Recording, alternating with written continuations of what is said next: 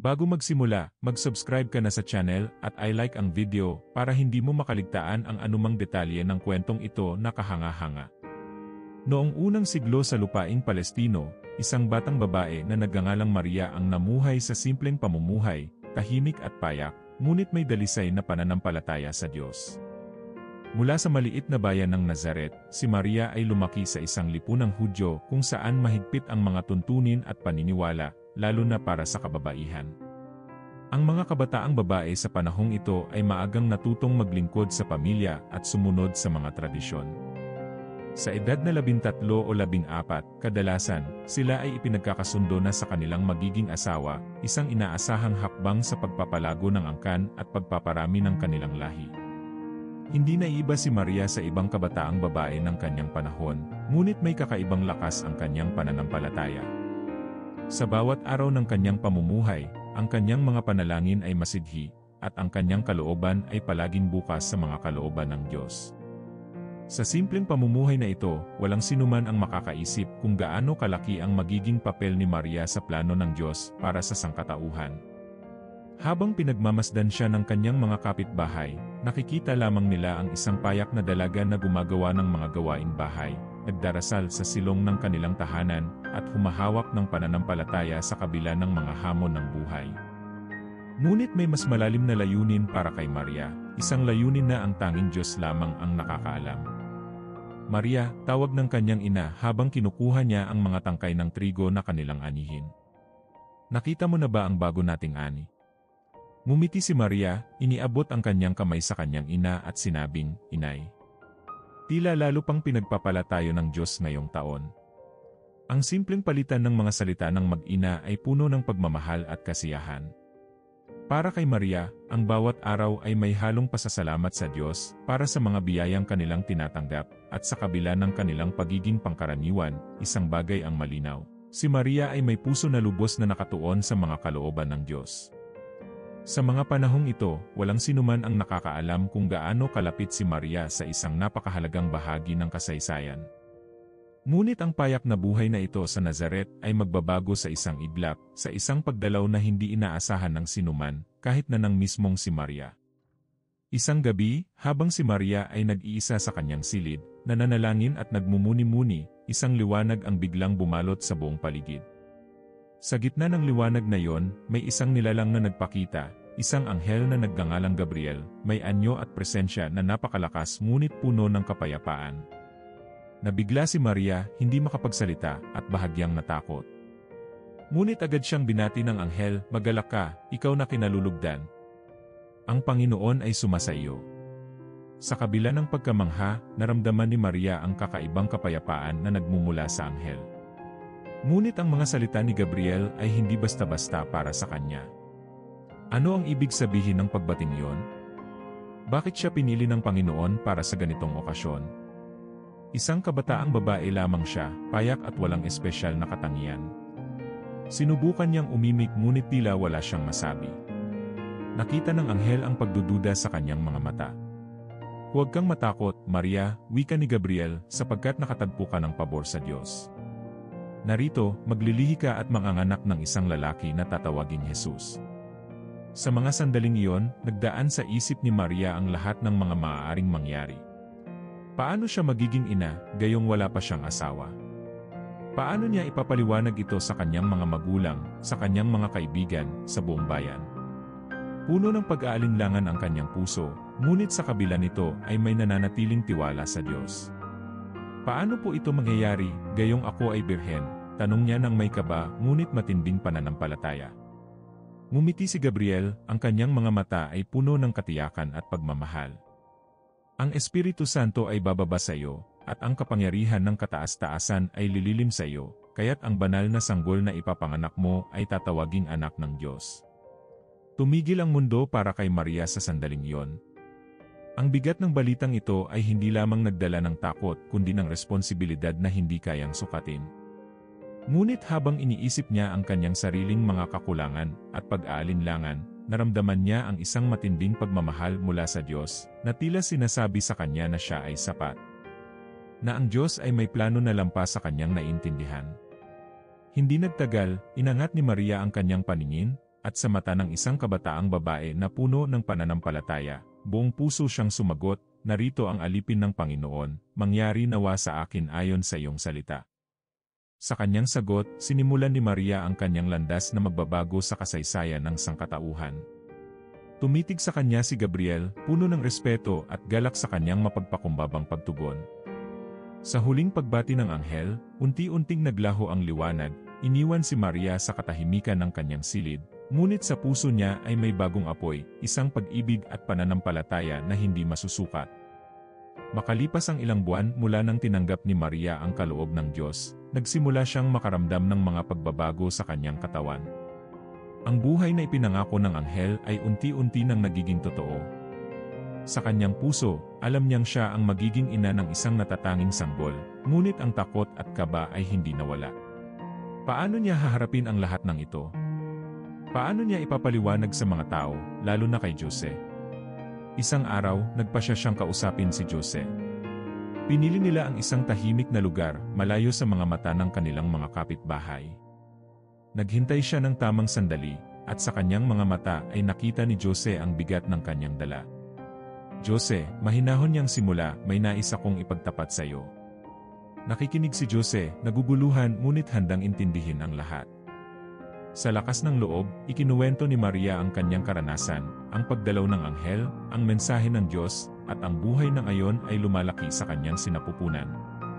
Habang nagsasalita, nakita niya ang pagbabago sa mukha ni Jose, mula sa pagkabigla, sa pagdududa, at sa huli, sa isang malalim na katahimikan. Ngunit bago pa man siya makapagsalita, may dumating na bagong pagninilay sa kanya. Sa isang panaginip, nagpakita ang isang anghel kay Jose, sinasabing ang sanggol na dinadala ni Maria ay anak ng Diyos. Sa paggising niya, alam ni Jose na may misyon din siya, ang maging tagapagtanggol at ama ng anak ng kataas-taasan. Nang bumalik siya kay Maria, ang kanyang mga mata ay puno ng tiwala. "Maria, anya, kasama mo ako sa iyong misyon. Hindi kita iiwan." Nagsimula ang kanilang paglalakbay patungong Bethlehem, kung saan ipapanganak si Jesus. Sa kabila ng mga paghihirap, mga masasakit na hakbang at lamig ng gabi, si Maria ay nanatiling matatag. Sa bawat paghina, naramdaman niya ang isang banal na plano na humihigpit sa bawat hakbang nila. Nang makarating sila sa Bethlehem, walang natirang lugar sa mga bahay, kaya't napilitan silang magpalipas ng gabi sa isang kwadra kasama ng mga hayop. Ngunit sa gitna ng pagod at hirap, sa gitna ng lamig ng gabi, ang pinakamalaking kaganapan sa kasaysayan ay naganap. Sa simpleng silid ng mga hayop, isinilang ni Maria si Jesus. Wala mang kamangyang karangyaan o kasamang tao, ang kanyang mga mata ay puno ng kagalakan. Binalot niya ang sanggol ng tela at mahigpit na niyakap. Sa kabila ng pagod, ang kanyang puso ay sumisigaw ng kasiyahan, habang nararamdaman niya ang pagmamahal ng Diyos na bumabalot sa kanilang pamilya. Hindi nagtagal, dumating ang mga pastol na nagdala ng mga balita ng isang anghel na nagpahayag sa kanila ng kapanganakan ng isang tagapagligtas. Naglapit ang mga ito kay Maria, dala ang mga alay ng kanilang mga simpleng puso. Sa mga mata ng mga pastol, nakita ni Maria ang pananabik at pananampalataya, at alam niyang ang kanyang anak ay magsisimula ng isang bagong yugto para sa sangkatauhan. Lumipas ang mga taon at lumaki si Jesus sa piling ni Maria at Jose.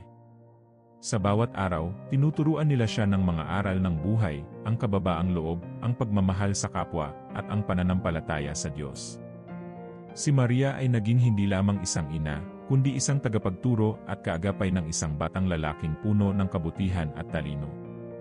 Ngunit alam din niya sa kanyang puso na ang anak niyang ito ay may mas malaking misyon na nakatakda sa kanya ng Diyos.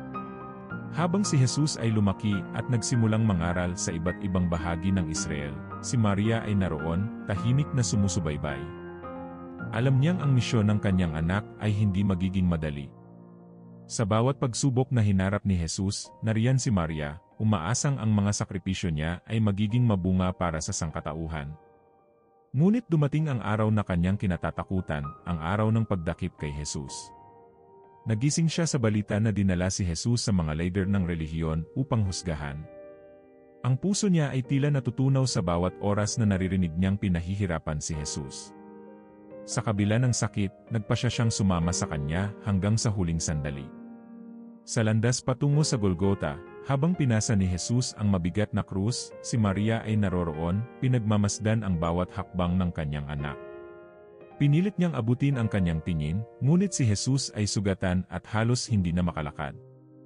Gayunpaman, nang magtagpo ang kanilang mga mata, tila nagkaroon ng pag-unawa sa pagitan nila, isang pakiramdam ng pagtanggap sa kalooban ng Diyos, kahit gaano pa ito kasakit. Nanay E. Mahinang sambit ni Jesus, bagaman alam niyang hindi siya naririnig ng ina sa lakas ng sigaw ng mga tao. Ang kanyang mata ay puno ng pagmamahal at pangunawa sa kanyang ina, isang pamamaalam na hindi kailangan ng mga salita. Sa bawat sugat, sa bawat pagpalo ng mga kawal, naramdaman ni Maria ang bawat sakit ng kanyang anak. Ang kanyang puso ay nagdurugo, ngunit nanatili siyang nakatayo, matatag, at nakatuon sa kanyang misyon bilang ina. Nang sa wakas ay ipako na si Jesus sa krus, si Maria ay nasa paanan niya, kasama sina Maria Magdalena at ang disipulong si Juan.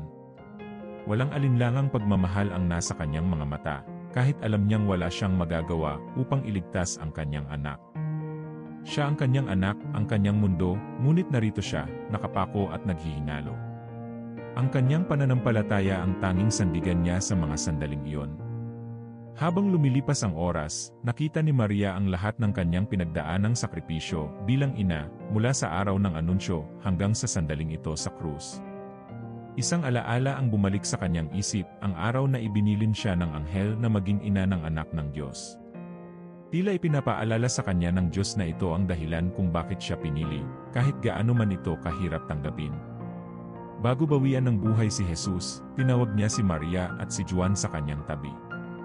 Ina, narito ang iyong anak, bulong ni Jesus kay Maria, tinutukoy si Juan, at sa disipulo, sinabi niya, narito ang iyong ina. Ipinagkatiwala ni Jesus si Maria kay Juan, isang simbolo na si Maria ay hindi lamang ina ni Jesus, kundi ng lahat ng kanyang mga tagasunod. Ang sandaling iyon ay nagtibay sa kanyang papel bilang ina ng sangkatauhan, at si Maria ay muling tumugon sa kanyang misyon, kahit ang puso niya ay durog. Nang pumanaw na si Jesus, ang pagluha ni Maria ay hindi isang pag-iyak lamang ng pagdadalamhati kundi isang sakripisyong may buong pagtanggap. Alam niyang ito ang katuparan ng plano ng Diyos, kahit na ang kanyang puso ay nagdurusa. Ang kanyang pananampalataya ay nanatiling matatag, at sa kabila ng sakit, nagkaroon siya ng kapayapaan dahil alam niyang ang kanyang anak ay nagtagumpay sa misyon. Matapos ang pagpanaw at muling pagkabuhay ni Jesus, ang mga disipulo at mga mananampalataya ay nanatiling nagtipon kasama si Maria. Bilang ina ng Panginoon, siya ay itinuturing na mahalagang figura sa komunidad ng mga unang Kristiyano. Ngunit hindi dito natapos ang kanyang misyon. Sa paglipas ng mga siglo, si Maria ay nagpatuloy na nagpapakita sa kanyang mga anak sa iba't ibang bahagi ng mundo, nagdadala ng mga mensahe ng pag-asa, pag-ibig, at pagsisisi. Isang araw sa 1917, sa isang tahimik na bayan ng Fatima, Portugal, 3 batang pastol ang nakakita ng isang kakaibang liwanag sa kalangitan.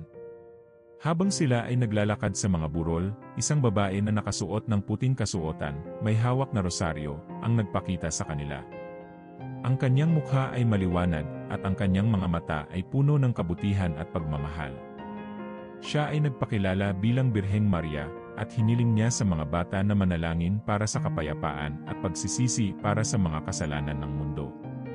Ang mga bata ay namangha at agad na nagulat sa mga tao ng kanilang nakita, ngunit marami ang hindi naniniwala. Gayunpaman, sa bawat pagpapakita ni Maria, lalo pang lumawak ang paniniwala at pananampalataya ng mga tao. Nakiusap siya na ipagdasal ang mga makasalanan at isabuhay ang mga aral ng kabutihan. Ang pinakahuling pagpapakita ay sinaksihan ng libu-libong tao na nakakita ng ihimala ng araw kung saan tila sumasayaw ang araw sa kalangitan. Ang pangyayaring ito ay nagpatibay sa pananampalataya ng marami at naging isang mahalagang paalala ng kapangyarihan ng panalangin. Sa Lourdes, Pransya, noong 1858, isa pang kabataang babae, si Bernadette, ang nakakita ng isang babaeng nakaputi na may tila kakaibang presensya. Sa loob ng isang yungib, siya ay nagpakita ng maraming beses, inihayag ang sarili bilang ang ikalinis-linisang paglilihi. Ipinakita niya kay Bernadette ang isang bukal ng tubig na may taglay na mga katangian ng pagpapagaling na nagsimulang dumaloy mula sa bato. Ang mga deboto mula sa iba't ibang lugar ay dumagsa sa Lourdes, at maraming kababalaghang paggaling ang naitala, pinatutunayan ang banal na kapangyarihan ng bukal. Para kay Bernadette, ang pagpapakita ni Maria ay isang biyayang nagpabago ng kanyang pananampalataya at nagbigay ng layunin sa kanyang buhay. Ang Lourdes ay patuloy na isang santuaryo para sa mga naghahanap ng kagalingan at kapayapaan, isang lugar kung saan si Maria ay sumasagot sa mga dasal ng kanyang mga anak. Sa Mexico, ang pagpapakita ni Maria kay Juan Diego sa Tepeyac noong 1531 ay nagbigay ng makasaysayang pagbabago sa pananampalatayang Kristiyano sa mga katutubo ng Amerika. Si Maria, na nagpakita sa anyong mestiza at may suot na tradisyonal na kasuotan, ay humiling kay Juan Diego na magtayo ng simbahan sa kanyang pangalan. Bilang patunay ng kanyang pagkakita kay Maria, natagpuan ni Juan Diego ang mga rosas na tumubo sa panahon ng taglamig at sa kanyang balabal, lumitaw ang imahen ni Maria. Ang balabal na ito, na kilala bilang tilma, ay ngayon nasa Basilika ng Guadalupe, isang lugar ng debosyon at pag-asa para sa milyon-milyong mananampalataya sa buong mundo. Ang imaheng ito ng Birheng Guadalupe ay hindi lamang isang banal na simbolo, ito rin ay naging simbolo ng pag-asa, pagmamahal, at pagkakaisa para sa mga tao ng Amerika. Ang presensya ni Maria sa bawat pagpapakita ay isang tanda ng kanyang pagmamalasakit sa kanyang mga anak at ang kanyang panawagan na ipagdasal ang kapayapaan sa mundo. Sa bawat pagpapakita, si Maria ay nagdadala ng mga mensahe na naglalayong mapalapit ang mga tao sa Diyos, hinihikayat ang pagbabalik loob at pagmamahal sa kapwa. Ang kanyang mga pagpapakita sa Fatima, Lourdes, at Guadalupe ay nagpapakita ng kanyang walang hanggang pagmamahal at malasakit sa sangkatauhan. Ang mensaheng kanyang dala ay nagpapakita ng kanyang dakilang tungkulin bilang ina ng lahat, isang panawagan na magpatuloy sa pananampalataya, kahit sa gitna ng mga pagsubok. Matapos ang muling pagkabuhay at pag-akyat ni Jesus sa langit, si Maria ay nanatili sa piling ng mga disipulo, naglilingkod bilang gabay at ina para sa bagong lumalago na pamayanan ng mga Kristiyano. Sa kanyang katahimikan at pananalig, ipinakita ni Maria ang lakas ng pananampalataya, ngunit alam ng lahat na ang kanyang misyon ay hindi pa tapos. Isang gabi, habang si Maria ay nasa panalangin, naramdaman niya ang isang kakaibang kapayapaan. Naramdaman niyang dumating na ang oras ng kanyang pagpanaw mula sa mundong ito, ngunit hindi siya natakot. Sa kanyang puso, alam niyang naghihintay ang Diyos sa kanya, ang kanyang anak, at ang walang hanggang kaluwalhatian. Ayon sa mga tradisyon, si Maria ay inantabayanan ng mga apostol, na sa tulong ng Espiritu Santo, ay nagtipon sa paligid ng kanyang huling sandali. Si Juan, na noon ay itinalaga ni Jesus bilang kanyang anak sa krus, ay naroroon din, nagbabantay at nagdarasal kasama ng iba pang mga disipulo. Sa huling sandali ni Maria, isang tahimik na katahimikan ang bumalot sa paligid.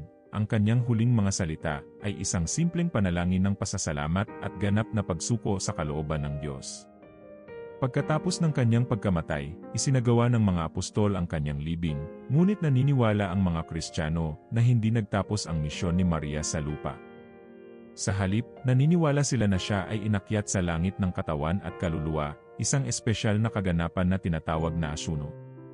Ang paniniwalang ito, bagaman hindi detalyado sa kasulatan, ay sinusuportahan ng tradisyon ng simbahan at ipinagdiriwang taon-taon bilang isa sa pinakamahalagang piyesta para kay Maria. Ang pag-akyat ni Maria sa langit ay may malalim na kahulugan sa pananampalatayang Kristiyano. Itinuturing na isang espesyal na biyaya, ang asuno ay nagpapakita ng paggalang ng Diyos sa kanyang ina, na natatanging pinili sa kanyang kabanalan at pagsunod sa kalooban ng Diyos. Sa kanyang pag-akyat, si Maria ay nagiging isang huwaran para sa lahat ng Kristiyano, isang paalala na ang katawan at kaluluwa ng tao ay sagrado at tinadhana para sa kaluwalhatian. Sa langit, nananatiling gabay si Maria sa kanyang mga anak sa lupa. Itinuturing ng simbahan na siya ang ating tagapamagitan, isang ina na laging handang makinig at magdala ng ating mga panalangin sa Diyos. Sa kanyang buhay, ipinakita ni Maria ang halimbawa ng pagtitiwala at pagsunod sa Diyos, at sa kanyang pag-akyat, siya ay patuloy na nagtuturo sa atin na sa kabila ng mga pagsubok at hirap, mayroong kaluwalhatiang naghihintay sa mga taong nananatiling tapat sa pananampalataya. Mula pa noong unang panahon, ang presensya ni Maria ay may natatanging lugar sa puso ng bawat Kristiyano. Hindi lamang siya ina ng tagapagligtas, siya rin ay kinikilalang ina ng simbahan at lahat ng mga mananampalataya. Sa iba't ibang mga kultura at bansa, si Maria ay may iba't ibang mga titulo, bawat isa ay naglalarawan ng isang aspeto ng kanyang buhay, debosyon, at pagmamahal sa sangkatauhan. Reyna ng Langit, Ina ng Laging Saklolo, Reyna ng Kapayapaan, ito ang ilan lamang sa kanyang mga titulo na nagpapakita ng kanyang pagiging tagapagtanggol at tagapamagitan ng kanyang mga anak sa lupa. Ang bawat titulo ay may kasamang kwento ng kababalaghan, pagmamahal, at proteksyon na nagbigay inspirasyon sa mga deboto sa iba't ibang henerasyon. Sa bawat pagbigkas ng mga titulong ito, ang mga mananampalataya ay sumasamo sa kanyang pagmamalasakit, pag-ibig at proteksyon. Bilang bagong Eva, si Maria ay itinuturing na kabaligtaran ng unang Eva sa kasaysayan ng Biblia. Kung ang unang Eva ay nagdala ng kasalanan sa sangkatauhan, si Maria naman ay nagdala ng pag-asa at kaligtasan sa pamamagitan ng kanyang pagsunod sa Diyos. Ang kanyang buhay ay isang halimbawa ng pananampalataya na nagpapakita kung paano ang isang simpleng sa kalooban ng Diyos ay maaaring magdala ng pagbabago sa kasaysayan ng sangkatauhan. Sa tuwing binibigkas ng mga Kristiyano ang mga panalangin at debosyon kay Maria, sila ay pinapaalalahanan ng kanyang huwarang kababaang loob at pagsunod. Sa parehong paraan, si Maria ay inihahalintulad din sa Kaban ng Tipan, isang makapangyarihang simbolo na nagtataglay ng presensya ng Diyos sa Israel noong sinaunang panahon. Kung ang kaban ay naglalaman ng mga tapyas ng batas, at ang mana na nagpapanatili sa buhay ng mga Israelita sa disyerto, si Maria naman ang naging sisidlan ng salita na nagkatawang tao, si Jesus. Sa pamamagitan niya, ang Diyos ay naging malapit sa tao, at ang kanyang banal na tungkulin bilang tagapagdala ng buhay ay nagbigay sa kanya ng natatanging lugar sa kalangitan at sa puso ng mga tao. Isa sa pinakapopular na anyo ng debosyon kay Maria ay ang rosaryo. Ang rosaryo ay isang panalangin na sumasalamin sa buhay ni Kristo mula sa mga mata ni Maria, kasama ang mga mahahalagang kaganapan ng kanyang buhay at sakripisyo. Sa bawat butil ng rosaryo, ang mga Kristiyano ay sumasabay sa pagninilay sa mga misteryo ng pananampalataya, hinihingi ang gabay ni Maria sa kanilang espiritual na buhay.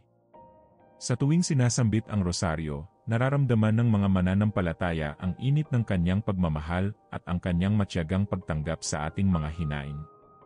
Sa iba't ibang mga lugar sa mundo, ang mga deboto ay bumibisita sa mga dambana at santuaryo na nakalaan kay Maria, tulad ng sa Guadalupe, Fatima, at Lourdes. Ang mga peregrinasyong ito ay nagpapakita ng dedikasyon ng milyon-milyong tao na naghahanap ng kapayapaan, kagalingan, at kaligtasan sa kanyang patnubay. Sa kanilang mga paglalakbay, ang mga deboto ay nagsisindi ng mga kandila, nag-aalay ng mga bulaklak, at nagdadasal ng taimtim, naniniwala na ang kanilang mga panalangin ay dadalhin ni Maria sa harap ng Diyos. Ang kwento ni Maria ay nagsisilbing isa sa mga pinakatanyag na inspirasyon ng pananampalatayang Kristiyano, hindi lamang dahil siya ang ina ng tagapagligtas, kundi dahil sa kanyang mga natatanging bertud at walang katapusang pagmamahal sa Diyos at sa kanyang kapwa. Sa kanyang buhay, ipinakita ni Maria ang isang uri ng pananampalatayang nagpapalakas ng loob, kahit sa harap ng mga pagsubok na mahirap sungin. Mula sa kanyang simpleng pamumuhay sa Nazaret hanggang sa kanyang pag-akyat sa langit, ang kanyang halimbawa ay nagbibigay daan sa mga Kristiyano upang hanapin ang Diyos sa kanilang sariling buhay, kahit gaano pa kahirap ang mga hamon. Isa sa pinakamahalagang katangian ni Maria ay ang kanyang kababaang loob. Bilang isang ordinaryong kabataang babae, siya ay namuhay ng tahimik at may kahinahunan sa isang maliit na bayan, ngunit kahit sa kanyang kababaan, ay tinanggap niya ang kalooban ng Diyos ng buong puso. Nang dumating ang anghel upang ipahayag ang misyon niya bilang ina ni Jesus, tumugon si Maria ng may kababaang loob at pagsang-ayon na walang bahid ng pagmamataas o pag-aalinlangan. Ang kanyang simpleng sagot na, "Mangyari nawa sa akin ayon sa iyong salita," ay nagpapakita ng isang pananampalatayang hindi nagdadalawang isip, isang handog ng sarili para sa Diyos. Sa bawat Kristiyano, ang kanyang kababaang loob ay isang halimbawa ng pagiging bukas sa kalooban ng Diyos, isang paalala na hindi kailangan ng posisyon o kapangyarihan upang maglingkod. Sa pamamagitan ni Maria, natutunan natin na ang totoong kadakilaan ay matatagpuan hindi sa mga titulo o sa yaman, kundi sa mga pusong handang magbigay ng kanilang sarili para sa kapakanan ng iba. Sa ating mga sariling buhay, ang kanyang halimbawa ay nagtuturo sa atin na ang mga maliit na bagay na ginagawa natin ng may pagmamahal ay mahalaga sa mata ng Diyos. Ang isa pang mahalagang aspeto ng kanyang pagkatao ay ang kanyang walang kondisyong pagmamahal. Bilang ina, ang pagmamahal ni Maria kay Jesus ay walang katulad, ngunit ang kanyang pagmamahal ay hindi lamang para sa kanyang anak, ito ay umaabot sa lahat ng tao. Sa panahon ng pagpapakasakit ni Jesus, si Maria ay naroroon sa paanan ng krus, pinapasan ang sakit at hinanakit ng isang inang nawawala ang kanyang anak. Ngunit sa kabila ng lahat ng iyon, ang kanyang pagmamahal ay nananatiling matatag at hindi nababali. Hindi siya nagreklamo o nagtanong kung bakit, bagkus, niyakap niya ang kalooban ng Diyos at tinanggap ang sakripisyo na iyon ng may buong puso. Para sa mga Kristiyano, ang halimbawa ni Maria ay nagtuturo ng isang uri ng pagmamahal na hindi nagtatangi, isang pagmamahal na bukas sa lahat, kahit sa mga kaaway. Sa araw-araw nating buhay, napakahalaga na tayo rin ay magsumikap na magmahal tulad ng pagmamahal ni Maria, hindi lamang para sa mga taong mahal natin, kundi pati na rin sa mga nangangailangan at sa mga mahirap mahalin. Sa pamamagitan ng kanyang halimbawa, tayo ay tinutulungan niyang makita na ang pagmamahal ay hindi lamang isang damdamin, kundi isang desisyon na tumulong, magpatawad, at maglingkod sa bawat sandali. Bukod sa kanyang kababaang loob at pagmamahal, ang malalim na pananampalataya ni Maria ay isang yaman na nagpapanatili sa kanya sa kabila ng mga pagsubok. Noong panahon ng anunsyo, nagpakita siya ng pananampalataya na hindi natitinag kahit sa kabila ng mga pagdududa at katanungan. Paano mangyayari ang lahat ng sinabi ng anghel? Paano niya haharapin ang kanyang pamayanan? Ngunit sa kabila ng mga ito, si Maria ay nagtitiwala sa plano ng Diyos, isang pananampalatayang hindi naghahanap ng kasiguraduhan, kundi nagtitiwala sa kabutihan ng Diyos. Ang kanyang pananampalataya ay naging gabay para sa kanya mula sa pagdadalaga, sa kanyang pagiging ina, hanggang sa kanyang mga huling sandali sa paanan ng krus. Siya ay isang modelo para sa mga Kristiyano na sa kabila ng kawalang katiyakan ng buhay, ay nagpapaalala na ang tunay na pananampalataya ay isang pagtitiwala na ang Diyos ay palaging nariyan, handang gabayan tayo sa bawat hakbang. Bilang mga mananampalataya, ang pananampalataya ni Maria ay nagtuturo sa atin na magtiwala hindi sa ating sariling kakayahan, kundi sa patnubay ng Diyos na palaging may plano para sa atin, kahit hindi natin ito nakikita sa kasalukuyan. Ang pagsasakripisyo ni Maria ay isa sa mga pinakamasalimuot, ngunit pinakamakapangyarihang halimbawa sa kanyang buhay. Mula sa kanyang pagtanggap sa kalooban ng Diyos, hanggang sa kanyang sakripisyo bilang ina, si Maria ay nagpakita ng lubos na pagmamahal sa sangkatauhan. Sa kanyang buhay, natutunan natin ang kahalagahan ng pagbibigay ng sarili para sa ikabubuti ng iba. Sa mundo na puno ng kasakiman at pag-aari, ang halimbawa ni Maria ay isang paanyaya sa mga Kristiyano na yakapin ang buhay na may pagmamalasakit at malasakit sa kapwa, handang magsakripisyo para sa ikabubuti ng iba. Ang sakripisyong kanyang ipinakita ay nagtuturo sa atin na ang totoong pagmamahal ay hindi lamang binubuo ng magagandang salita, kundi ng mga gawaing handang magbigay, magtiis, at magsakripisyo. Sa bawat pagkakataon na tayo ay nasasaktan o nahihirapan sa ating mga tungkulin, ang halimbawa ni Maria ay nagpapaalala na ang bawat sakripisyo ay may kabuluhan, at ang bawat hirap ay nagdadala sa atin ng mas malapit sa puso ng Diyos. Sa kanyang pag-akyat sa langit, nagpatuloy ang kanyang misyon bilang ina ng lahat ng mga Kristiyano. Ang kanyang presensya sa langit ay hindi lamang isang simbolo ng kanyang kaluwalhasyan, kundi isang pangako ng kanyang patuloy na pagmamalasakit at pagmamahal sa kanyang mga anak sa lupa. Sa mga debosyon tulad ng rosaryo, sa mga panalangin ng mga deboto, at sa mga peregrinasyon sa mga dambana tulad ng sa Guadalupe at Lourdes, ang mga Kristiyano ay patuloy na nakikipag-ugnayan kay Maria. Nananalig na siya ay laging nakikinig at nananalangin kasama nila. Sa bawat Aba-Ginoong Maria na kanilang binibigkas, nararamdaman nila ang kanyang inaing pagmamahal at pag-aruga, isang ina na hindi kailanman nagtatangi at laging handang tumulong sa kanyang mga anak. Sa mga panahon ng pagsubok, ang mga Kristiyano ay lumalapit kay Maria, naniniwalang siya ay isang matatag na haligi ng pananampalataya at isang gabay na makakatulong sa kanila na malampasan ang anumang pagsubok. Ang kanyang halimbawa ay isang imbitasyon para sa bawat Kristiyano na hindi lamang manalig, kundi maging bukas sa kalooban ng Diyos, maging mapagpakumbaba at magmahal ng buong puso. Ang kwento ni Maria ay hindi lamang kwento ng isang ina, kundi ng isang alagad na naglingkod ng walang kondisyon.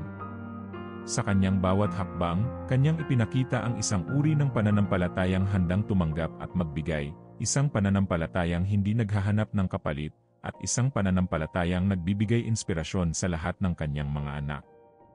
Bilang pagtatapos, ang kanyang kwento ay hindi lamang isang makalumang kasaysayan, kundi isang patuloy na pag-anyaya para sa atin na lumapit sa Diyos sa pamamagitan ng pananampalataya, pagmamahal, at pag-asa.